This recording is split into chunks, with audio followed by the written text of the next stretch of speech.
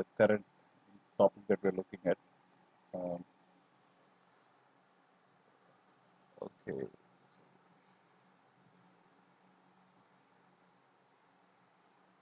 okay, Route 53. So this is yeah. So it's very very important product from AWS point of view, and this is very important from exam point of view as well. Route 53 is a product which is primarily uh, coming under the category of domain naming system, domain naming service. So it's primarily helpful to manage your DNS. I'm not sure whether you might be familiar with products like GoDaddy.com or Namecheap.com, where you can get domains. You can purchase domains from these providers. So, for example, you need you need a website on your own, and you want to purchase a domain for that. So generally, you approach these providers. I mean, I'm talking out. These guys are outside AWS. Yeah, generally you go to these guys. But being in AWS and you're already using AWS products, AWS also provides this opportunity where you can buy the domains. For example, example.com is a domain, for example. So you can buy such domains from AWS itself. Um, so that is what is Route 53. So generally, one liner, what is Route 53? It is like a domain naming service, and it is managed. So when I say managed, it is managed by AWS. So completely, I mean, when it is managed by AWS, completely the s- the software, this DNS software is completely owned by AWS, and all the upgrades and all the features are all managed by AWS. So you can, based on the usage or consumption, accordingly you'll pay to AWS. So basically it comes under that category, and generally the Route 53 is like end user angle. So they will enter a domain name and first entry point. It is a Route 53 configured in that architecture. So generally, Route 53 is your first entry point to AWS, and below that, generally, very commonly you have load balancers. I think elastic load balancers that we'll be covering in the next session, which is because it is all related. Route 53 and ELB are like buddies, like they because they connect to each other, talk to each other. So yeah. So basically, for the first component is the Route 53, and here based on uh, which region for example, this resource you're looking for, based on that it will route the traffic accordingly to the load balancers, and from there generally the data will go to EC2, for example. So the point is, this is where our these are all extra layers that like just to give a feel of how this flow goes out of Route 53. I gave this diagram, but generally this is your component of Route 53 that we're talking about. So primarily what it does is it apart from the, when I say manage DNS is a very big concept. So um, but there are lot of nitty-gritties inside AWS. Sorry, again inside the DNS concepts. So which is very very clearly made simple in Route 53. So primarily this will help you to register and manage domains. That is one important point. But generally, if you understand the DNS concept, at the end, let's say we are accessing some resource inside EC2. EC2 will have an IP address. So you can directly access this IP address. If it's on public subnet, you can directly access this IP address, and you can get to this resource. But again, the drawback, why we need DNS is it is very difficult to remember this private IPs, right? So your public IPs or private IPs, it will be very difficult to remember these IPs. So that's where something like a domain, like example.com, which is easy to remember. So internally, that mapping of this domain to this IP address is done by Route 53. So I mean, just that's the simplest way of explaining it. But it's not just that; it has many things it does internally. But that is a simplest way to understand. Um, so basically, generally, a client who will be sitting and he'll be using a browser and he will try to hit gmail.com. I'm just giving an example. So gmail.com is internally accessing some Java-based software inside this EC2 machine. So for the Gmail to come and display you in the browser. So that the Java software, let's say, will be installed on some EC2 machine. It will have a private IP. But this domain gmail.com will be mapped to that IP internally, and that is a configuration that has to be done in Route53 first time. Once it is done, then yeah, this link will happen. This domain name will map to that IP. So basically that is what is DNS concept, and that is the DNS concept of mapping a domain to an IP is done by Route53 in AWS. And yeah, this generally this it's a lot of things are involved inside this DNS, but yeah, this all are hidden by AWS, and it gave a very high level user interface and minimal components that you need to know from DNS point of view, because DNS concept itself is very complex. It's a lot of many sub components inside. But yeah, AWS has made that easier from that aspect. And yeah, so generally the AWS in the Route53, you give a domain and then you tell what IP to associate it with. Once you do that, it does that mapping.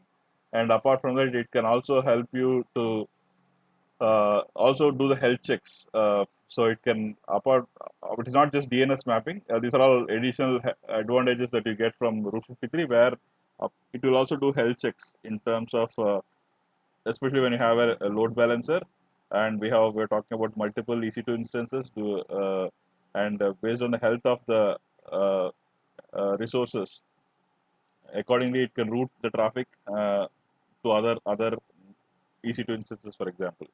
So it can even do the health checks for you on your behalf, and internally for that it will talk to ELB, uh, which is another component of AWS, and so it based on that it will do health checks, and then yeah, based on that it will route the traffic accordingly.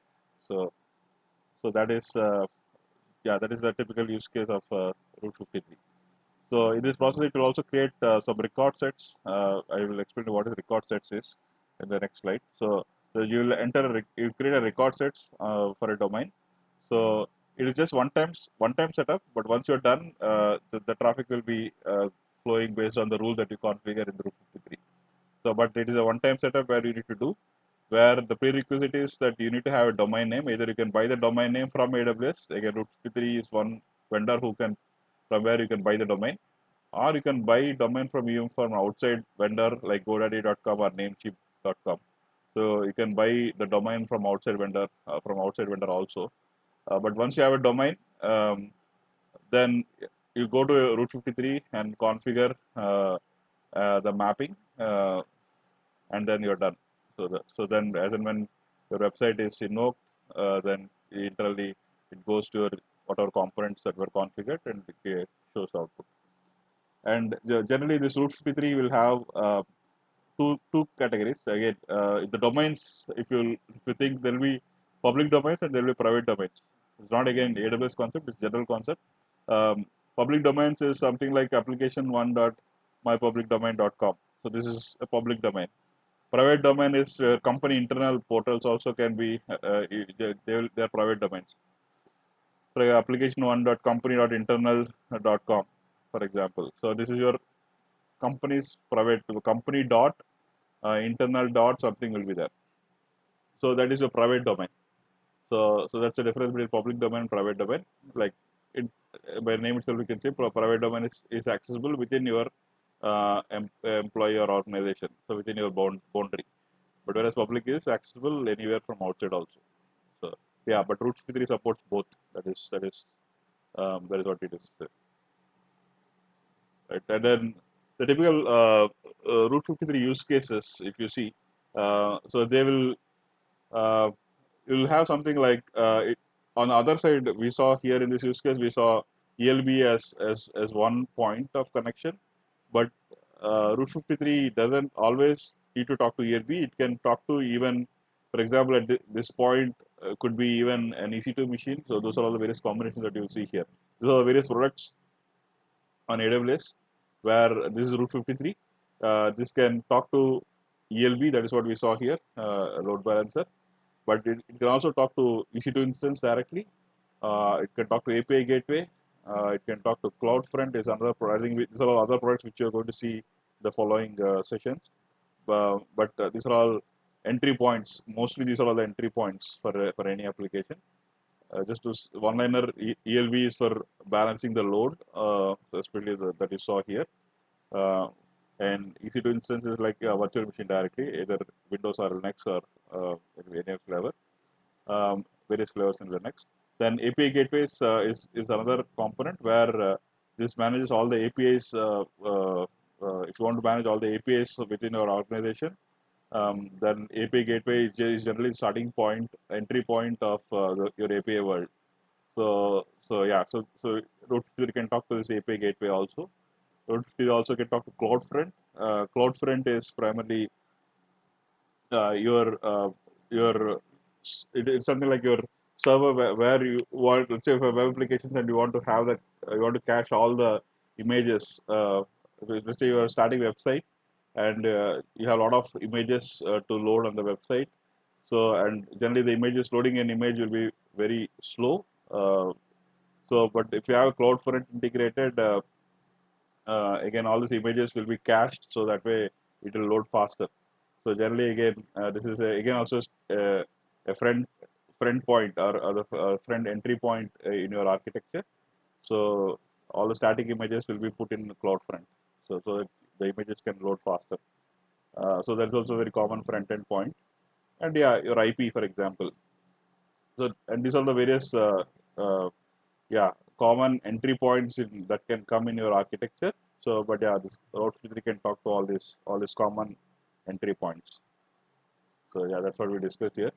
And probably the advantages, we the it's not just the data transfer. We're also talking about the advanced features that Route 53 also supports is load balancing. It can do the client-side load balancing. I mean, there's a difference between client-side load balancing and server-side load balancing, which we'll cover when we see the ELB concepts. But there's something called client-side load balancing and server-side. Generally, ELB is for server-side load balancing, but we also have client-side load balancing feature as well. So that is where even Route 53 can do some basic client load balancing because it's talking to a client. When other end of this Route 53 is a browser generally, because the end user is hitting the domain from a browser. So he can, this is the first entry point. So this guy can get all the inputs from the browser. So that's why this guy is more client knowledgeable guy. So that's why it can do client side load balancing, and it can also do health checks. We saw in this diagram. This can also do health checks. There's another feature, advanced feature, and it can also do the route policies. The route policy is very, very important from exam point of view, where I mean, there are a lot of policies. We'll look at all these policies. Every policy is important from exam point of view. Yeah. So it is nothing but routing policy is nothing but the various rules that you can configure. Uh, Based on that, your request is routed. So it could be simple. Uh, for example, simple is like you just tell the IP and then it will route it. That's all. Failover is like it should look whichever is in good condition and then do the failover. And if one thing is down, you can move to other. So that kind of a rule that you can set in the Route 53. Geolocation, here this is more about knowing the location of the user based on that routing it. So various rules that you can set for this Route 53 to forward the request. So, and based on the latency, based on the weightage, based on the multi-value rule. So I think we'll see all these things in the following slides. But yeah, these are the various rules that you can configure, and based on the routing policy, the rule will be executed and the traffic will be diverted accordingly. So the cost aspect, yeah, basically you pay 50 cents per month for a hosted zone. So the hosted zone is like one domain is a hosted zone, right? So and these terminologies are very important. because all these terminologies will be used in the UI. So it is important to know these terminologies well. Because domain name, I mean, that is very common. You might be knowing it. So it's nothing but a URL, right? It's a URL. Example.com is a domain name. So again, we call as URL or website. Again, AWS Route 53 terminology or DNS terminology, it is called domain name. Domain registrar. This is GoDaddy.com is a domain registrar, or Amazon itself. Amazon registrar is a INC is another registrar. So this is a domain registrar where if you need a domain name, you go to a domain registrar and you'll buy a domain from a domain registrar. So this guy is nothing. This guy like GoDaddy or Amazon registrar. So these guys should be accredited by ICANN, Internet Corporation for Assigned Names and Numbers. This is a group where yeah, they should be accredited, and only then they can sell the domains. So again, these are all the DNS terminologies that you need to know, because these terminologies are what you see in the console. So that's why it's important to know these terminologies well. Um, then top level domain, TLD. So this is nothing but a the top level domain is like generally the domains will have a hierarchy. You see example.com, this will go from right to left. The hierarchy goes from right to left, where com, for example, is the top level domain. Under that example, uh, yeah, if there is sometimes there could be even second level or third level also, where the hierarchy goes accordingly. So generally this com is a higher level. So either it could be .com or .org. So these are called top level domains. Right? Very important from exam point of view. Alias record and CNAME. These two are a must to know from exam point of view. So alias record is, I think when you see the screen you'll understand it well. But alias record is nothing but it points a host name to an AWS resource. So so generally alias record is for example, if you see from this example, app.mydomain.com. This is one domain, and let's say you want to point that domain to some AWS resource.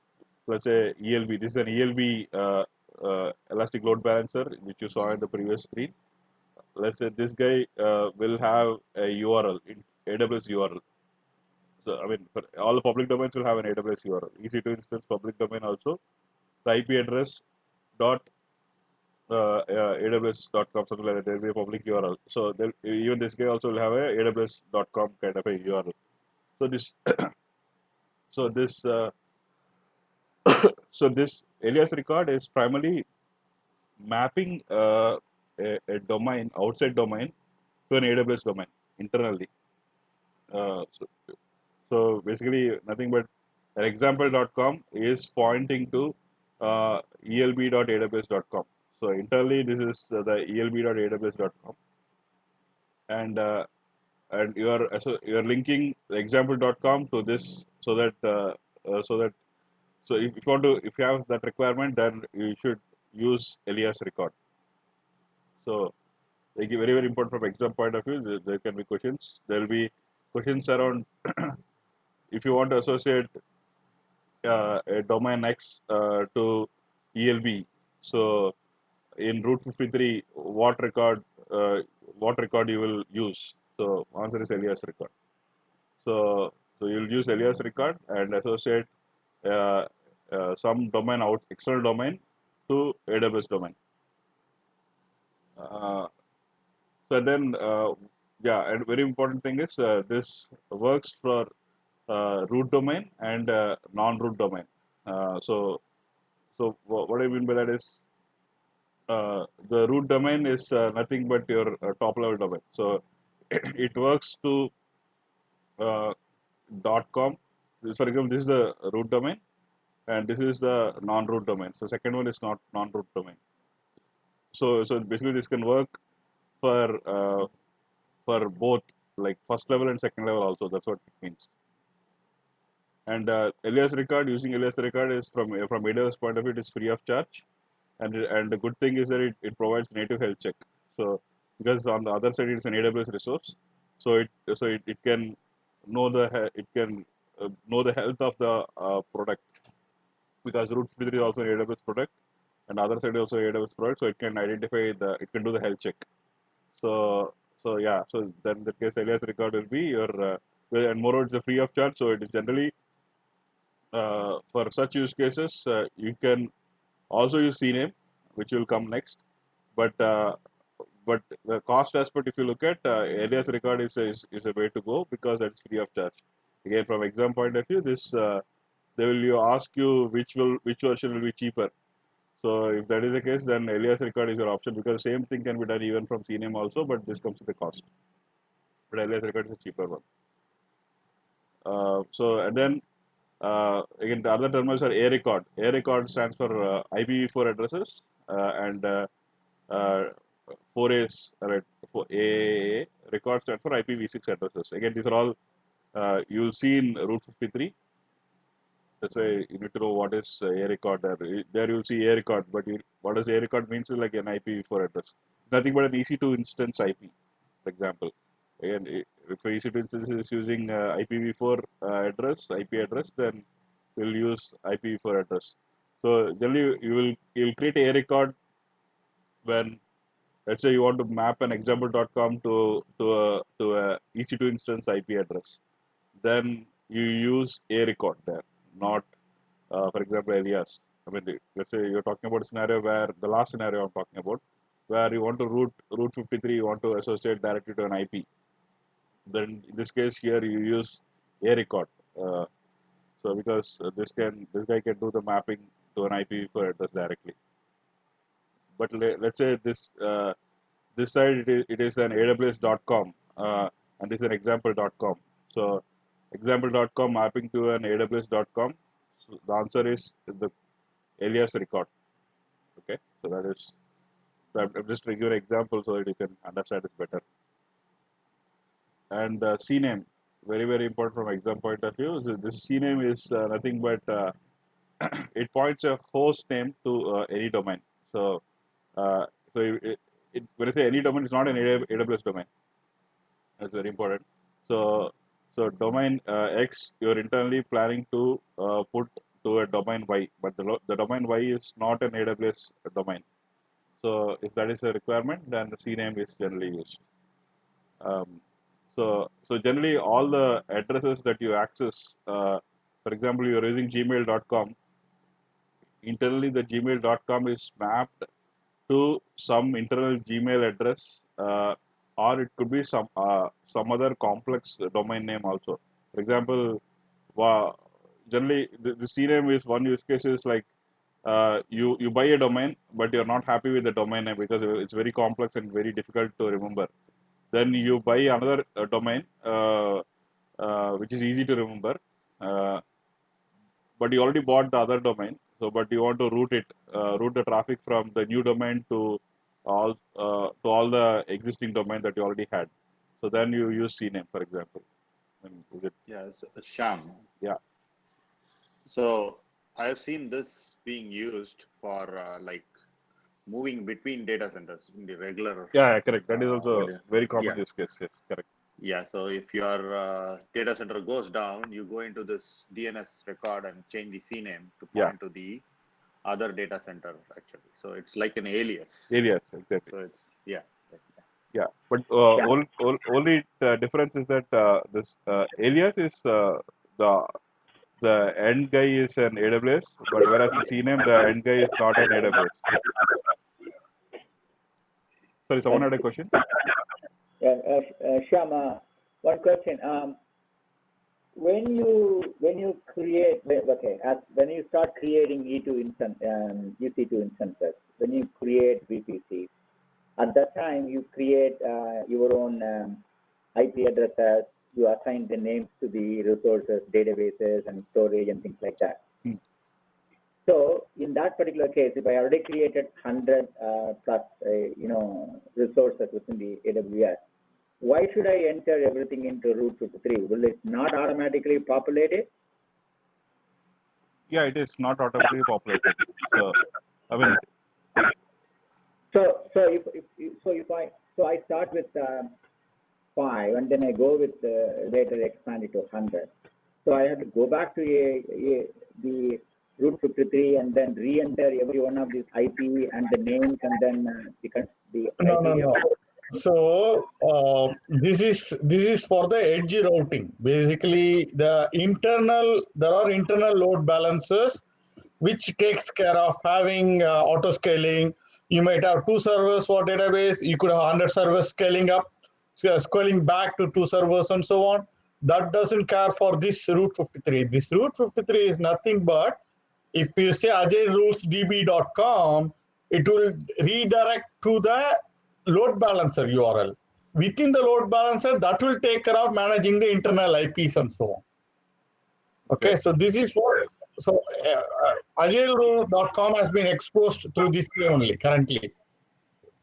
So even for static hosting, you could do that. Even for website hosting, you could do that. But ideally, what Sham is saying it, if you have a 3-tier architecture, you have a web tier, you will have an app tier, you will have a database tier, and all those internal traffics will be handled through the load balancer. But the load balancer, the public endpoint will be a cryptic name. If you want to have a very user-friendly name called agilrulesdb.com, that's where the Route 53 comes in and just to map the entry point. Internally, it's all managed by the load balancer. Okay, thanks, Jenny. Yeah.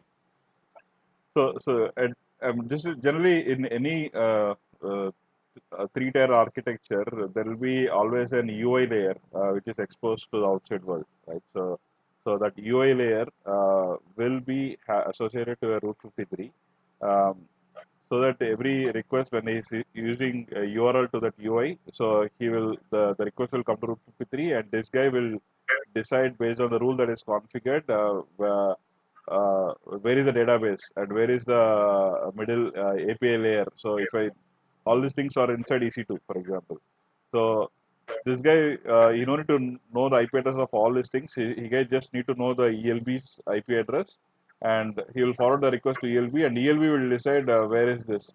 If it is a database, this is an EC2 one, and if it is an application API, it could be EC2 two, for example. So likewise. So this guy is just a forwarder. That's all based on the rule that is given here. So this will be the first. This will be the immediately behind the AWS router, or where you hit the AWS. Yeah, generally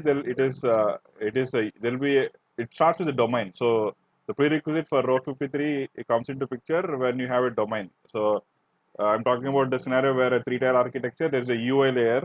Generally, that is there's a UI layer will have a domain generally.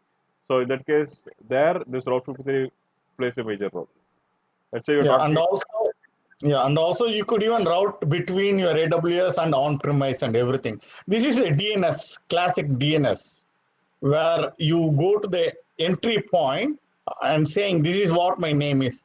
That is kind of resolve and go to the entry level on the AWS. If it is AWS, entry level on the AWS called ELB usually, that is where it knows how to take care internal, how the IPs and different structures.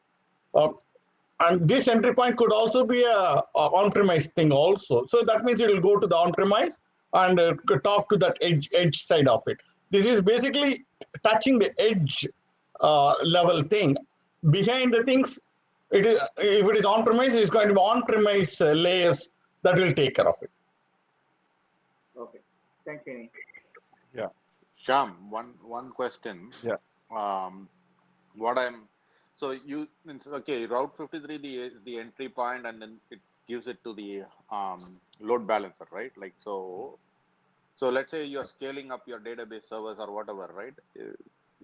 How, maybe this is a topic later on, but if you can briefly say, like, load balancer works only if you are stateless, right? Like, so, okay, this request can be processed by this server. Okay, give it to this. Now this server is available, so this will give it to this actually, right? In a database scenario, I don't know how that will work, but that's one of the questions I have, like about ELB. Like, what does it do actually? So before he answers, that is a good topic by itself. Auto scaling group and load balancer. When he tries to cover, you could have with affinity, without affinity. Um, there are lots of things where network. See, load balancer itself is of three types: network, application, classic, and each has its own sub attributes to configure the affinities. Yeah, so let's not talk too much right now, but Yeah. this is the edge discussions. This as soon as the some agileroute.com has been invoked, this comes to this DNS. The DNS resolves where to go next. So that is what this particular thing. Okay. So Sham, are you going to cover the rest today, or it's going to be the next session? The ALB Yeah, so load. that is planned for today, but I think we are already running late. But maybe Okay. in the next session. Okay. Next session, right? Yeah. Yeah. So that time we can cover a little. That's a real hardcore topic because the whole premise of AWS popularity, when 10 years before, oh, suddenly the servers based on the load, based on the Thanksgiving date sale, you don't have to worry about the servers. It takes care magically. That's the hype it started with. And how that hype technologically realized was this auto scaling group and load balancer. It's a very, very important concept. And this concept is being carried recently by Kubernetes. Kubernetes, when they say similar concepts, internally it is being realized through the same way. So this is a very important concept. Next week, when we deep dive, we can spend some time. Yeah, I think Okay, good. I have a demo planned for this. I think you'll get an answer in the demo. Yeah, but yeah, just to one liner to answer is like, yeah, you associate all the and then database is also inside residing inside EC2.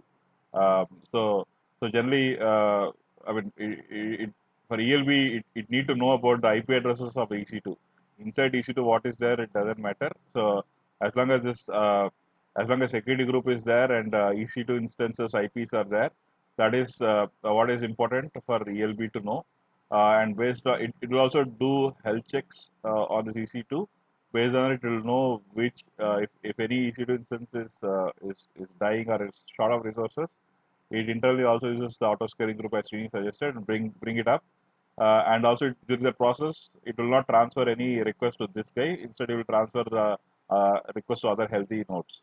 So yeah, I mean, yeah, definitely. I think we'll come to this topic when you look at this ELB. So your questions are answered there. Yeah, and one more suggestion, Sham, is try to tie that RDS there. Usually nowadays people try to go for service, right? So Yeah, database could be in the EC2, but AWS is selling that way. So yeah. yeah, definitely. I think I will cover. What I was thinking is we should after covering the storage aspect and also the database. Once we cover these two, and we already covered networking, so these are the basics. So from that we can derive a lot of architecture models. So maybe I will planning to cover one session primarily to cover on the various architectures that is possible in AWS, starting from a Yeah. simple model to a complex model. So how the various architecture landscapes, how it will look like. So yeah, that will be a very good Probably session. after 3 4 session, Yeah, right? yeah, Once the exactly, basic. exactly. Yeah, once the Yeah. basics are covered, yes, yeah. Okay. Right. So yeah, I think let's move on. So yeah, I think there are this Route 53. I think we're looking at this CNAME, right? So I think the CNAME is yeah. I think on the other side it is not an AWS domain, but whereas in alias it is having an AWS domain. So and TTL. This is very important to know. TTL is like time to live. It is nothing but every time you like an end user hitting a domain on a client browser, uh, the browser will internally store uh, that it will look at the TTL. TTL is nothing but some number like how many seconds it has to wait till it goes and fetches the late it hits the DNS or so in this case our Route 53. So, for example, as and when a client is hitting a request to Route 53, if the TTL is let's say set for 30 seconds, so till 30 seconds, the browser will not hit Route 53. It internally uses the last stored information, the cache information of the browser. So which means uh, it will have the, let's say it had hit the first time and it got the EC2 IP from this from ELB and back. So the browser will automatically associate this example.com to this IP address of this EC2 instance. So it will already have that information cached on the browser once the hit happened for the first time. So second time when it is trying to hit the, let's say this on the same the user is hitting the same URL again. So it will not go to Route 53 till the TTL expires. So the TTL is 30 seconds. It will wait for 30 seconds. And let's say user is hitting the same URL again after 30 seconds, then it will go to Route 53 and get the IP address. In this process, the IP address could have changed for some reason. EC2 is down for some reason, and the IP address is changed.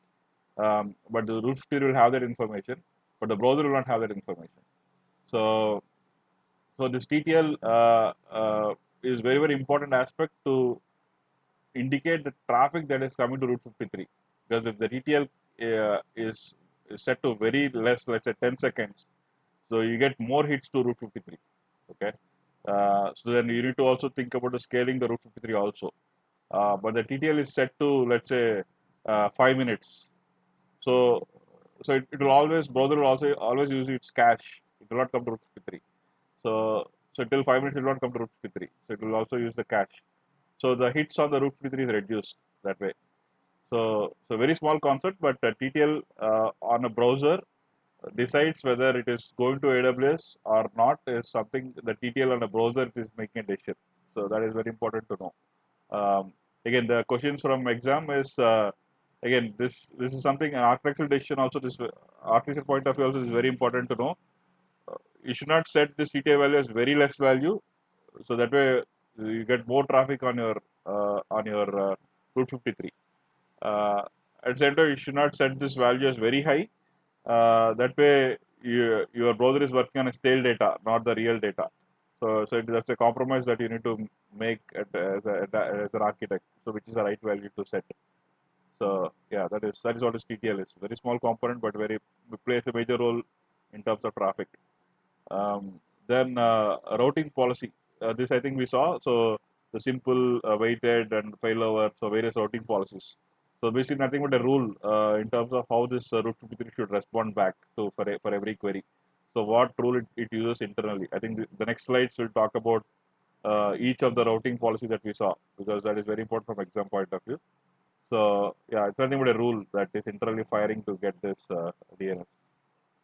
Yeah. So now let's go to the routing policies.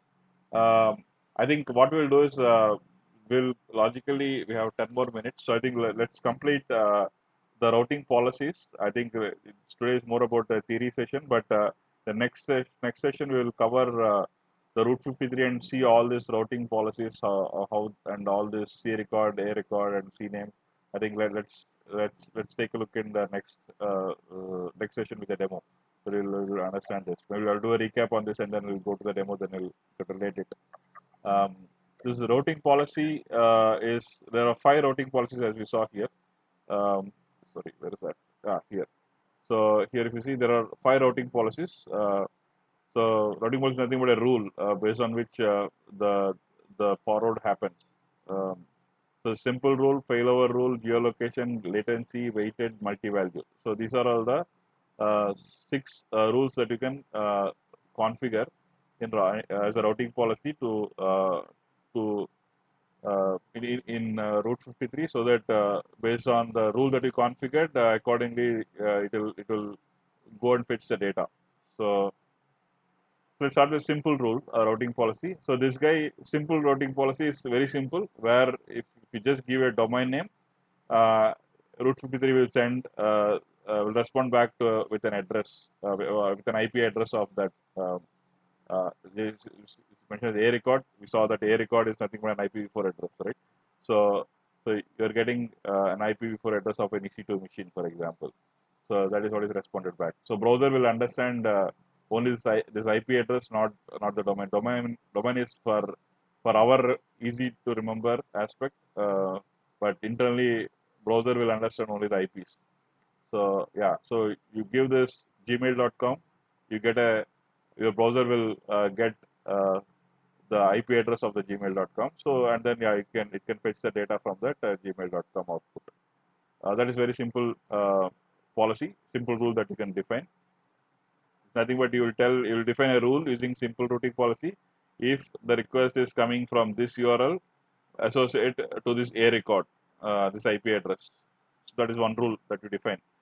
Done. So every request that comes with this URL, Route53 sends this IP address back to the browser. So, um, so yeah, that is about the simple routing policy. So if it maps a host name to another host name, so and also it uses when you need to redirect a single resource. For if you are talking about one single resource, then this is very simple use case. Then simple routing policy is your policy to go for. Um, so basically, you can't attach healthy checks, for example, to a simple routing policy. So these are all some of the drawbacks because it's simple. So it doesn't have some complex things like like health checks and all. But whereas in others you'll have all these things. So that's why so it is simple. We don't have a health checks aspect. And let's say if multiple values are returned, so it is very common concept where for this domain it is possible to associate a multiple addresses, multiple IPs also. That's very common use case. Especially we are talking about this case where you have multiple EC2 instances. So you want when you hit a URL, either of these three IP addresses can be responded. One of the three IP addresses can be responded. So which means you're talking about three IP addresses here. So it is possible to associate multiple IP addresses. So when multiple IP addresses are returned, a random one is chosen by the client. So it sends all the three IP addresses, and the browser will decide which one to call. So that is what this simple routing policy. Again, next is weighted. From the name itself, you can identify. Um, so you can associate a weight to a particular domain. For example, 70% of the traffic should go to this EC2 instance. 20% of the traffic, you can create a rule saying that you should go to this instance and 10% to this. So for example, we can configure all these weightage aspects also. This is another rule, a different variety of rule. So it primarily you're associating a weightage to the rule. So basically, yeah, it's nothing but it's helpful to test one personal traffic on a new app. So this is primarily the for example, especially when you are developing a new application, this is very the common use case for this weighted routing policy is that let's say you developed a brand new feature or very important feature in a product, um, but you're not sure how this works when it is piloted or deployed in production, and all users trying to hit that module. So in that case, you just want to expose that feature only to a particular set of users or a particular set of traffic. So then in that case, you can associate, you can use this waiting rule policy and direct, let's say, one personal traffic to that new feature deployed EC2 instance. But rest of the features, rest of the EC2 instance will not have this feature enabled. But let's say in this feature that is enabled, and you can associate a rule here in Route 53 to say that only 1% of the traffic should reach to this, so that I will get some statistics on this, so and then I can make some improvement. So likewise, so that way your other modules are not impacted, for example. So that is very common use case for a weighted routing policy. Um, and also it helps to split the traffic between two regions. Again, this regionality plays a major role. Imagine that this Route 53 scope is not restricted to, yeah, it is not restricted to availability zone. It can span across regions also. So in that case, this weighted routing policy you can set associate accordingly. Let's say your traffic, your users are more in US, then you can say 70% of traffic can send to this region, and 20% to instances deployed in a region 2, which is in, let's say, Europe, and 10% to Asia, for example. So likewise, you can configure rules also based on the weightage. So yeah, so you can have health checks. So that is available in this weighted routing. Next is latency routing. This feature is primarily based on the latency. Minimal latency is considered. So based on from where the user is available. Let's imagine a scenario where we have two instances. One instance is in US and other instance is in Australia. So we have two instances. Let's say now user is in US. So automatically the latency rule is like from an user trying to access a domain. So he is in US. So it is the latency is less to push that request to an EC2 instance in US rather than an EC2 instance far away in Australia, right? So the Route 53 will make a decision based on the latency that you get the response back. Based on that, it is making a decision and routing your traffic to the respective instance. So that is the latency based route. So now we are seeing the advantages of Route 53, right? It can make not just routing, it can configure a lot of rules inside so that it can intelligently route it. So that these are all the advantages of Route 53. Yeah. Shyam, So yeah. just a question. So, will the Route 53 know from where the request is originating? If you say that it will route based on the latency, so if I'm trying to access a particular server, will it know whether I'm accessing from New Jersey or will it accessing from Australia? Yes, because that's all coming from a client browser. The browser plays a major role in giving the details to the server. Okay, so Route 53, yeah, so Route 53 do get the source from where the request originates. Exactly. Generally, it is fine. Okay, Yeah. thanks. It has all our jargons, everything. Your pattern, your shopping pattern, they get to know every small things on the cookies and sessions and so on. And one point here I want to reiterate is there are many services in AWS which are regional, like VPC and everything, whatever we saw in the networking. But now what Sham is talking is a cross-regional service, Route 53. This is where you're a good shopper in India, so you want to expand into America and Europe and so on. So you could expand your services in all those regions, but you could use the Route 53 as a common entry point so that it knows, okay, by the way, since if a guy comes from India, it will route to the service which is in India, VPC, and so on and so forth. So you get a global perspective. That is the power of the cloud. So you could expand just like selecting the services from your zonal, from one part of the country to a country to the world, just a click away. Yes.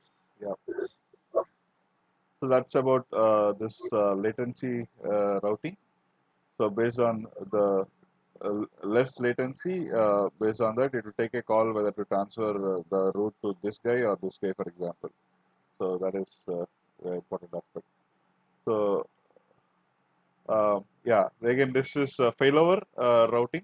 So this guy is nothing but it makes use of the health checks.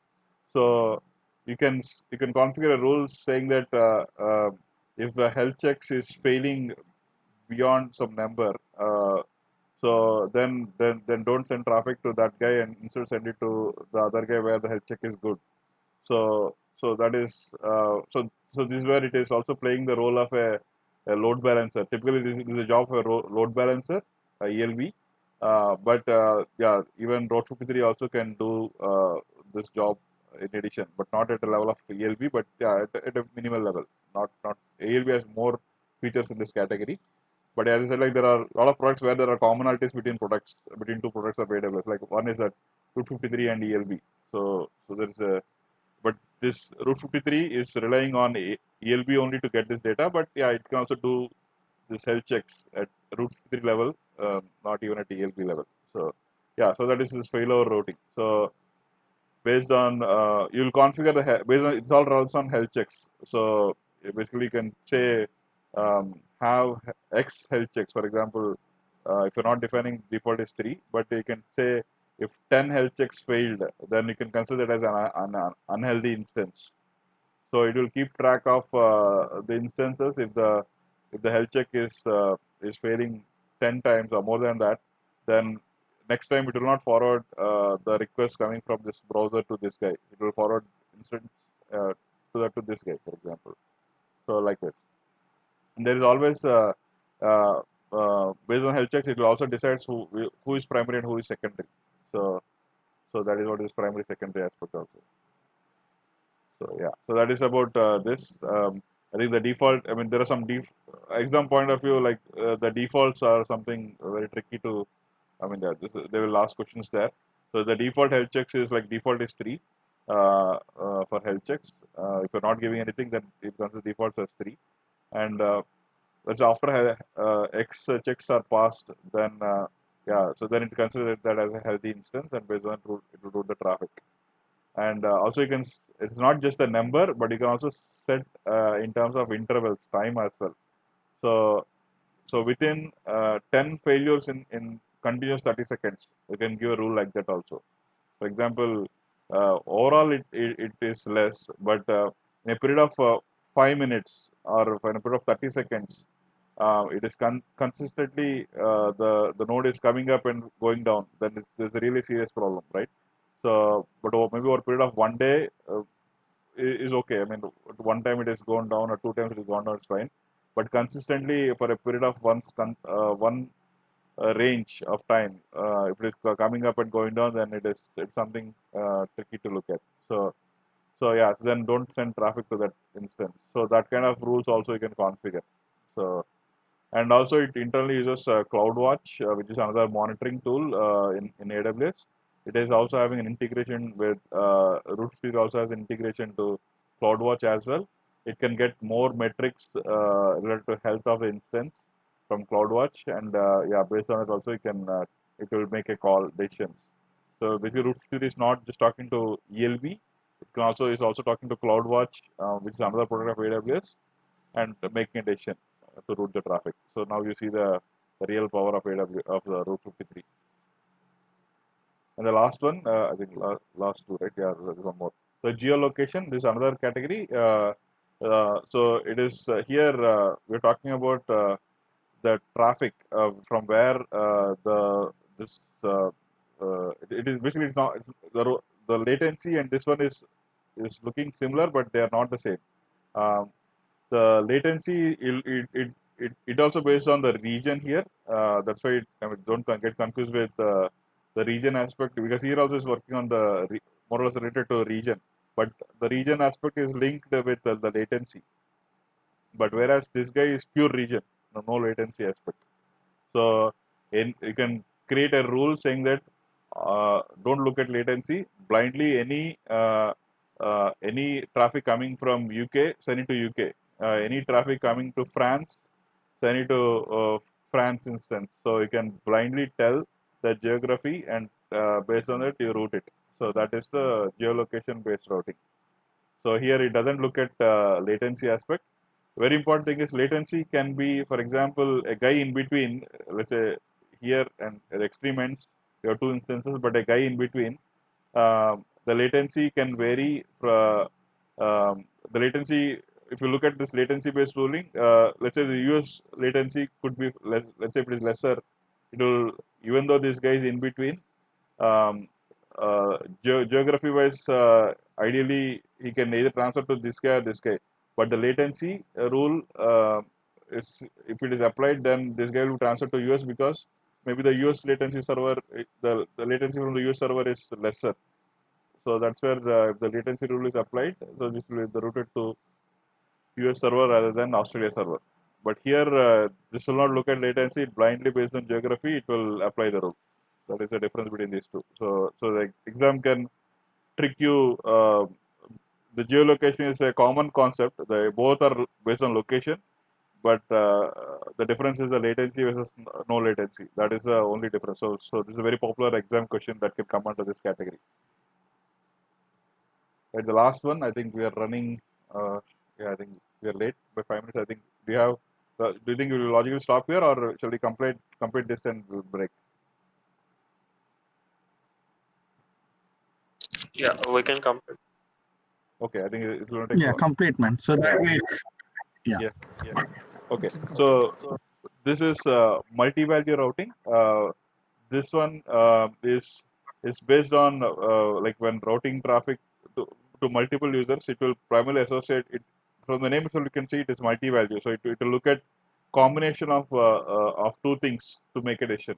So it looks at the combination of, let's say, health uh, and based on the latency, for example. So it can use a combination of rules and then make a decision. So that is what this multi-value rate routing policy.